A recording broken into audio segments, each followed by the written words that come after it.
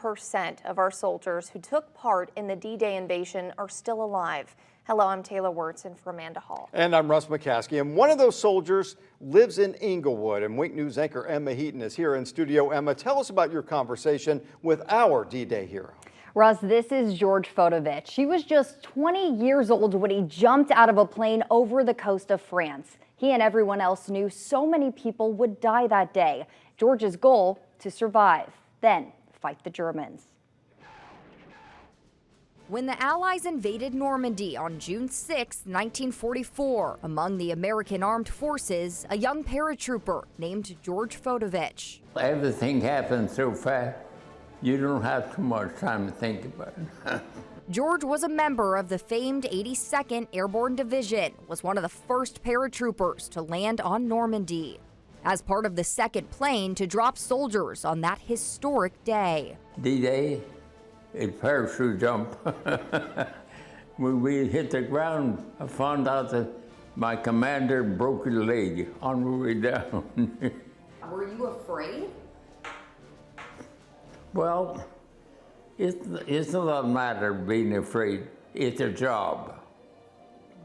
When you do a job, you do it, whether you think about it or not. Close to 4,500 Allied soldiers died on D-Day. 2,500 of them Americans. Add in the number of Germans killed, and historians say at least 10,000 people killed at Normandy. In 2 days' time, there were like 8,000 bodies. Oh my gosh. They're bringing them all up from the shoreline. There's a lot of bad memories. Yes, there were. There's a lot of things that go into it. George and his family still have this 2003 news article by the Sun-Herald which chronicles his heroism. He and his unit parachuted behind enemy lines to liberate the village of Saint-Mère-Église and stop German reinforcements from reaching the beaches. Despite challenging conditions and thousands of casualties, the Allies successfully held their ground. What do you want people to remember? That we fought a war and we won it. That's it. You know, there's not a lot of people around anymore that experienced what you experienced. No. George is now 100 years old. The Department of Veterans Affairs says less than 1% of the Americans who fought on D-Day are still alive. After D-Day, George fought in the Battle of the Bulge and was injured. For his bravery, he earned the Purple Heart. Well, I made me feel good because it wasn't worse.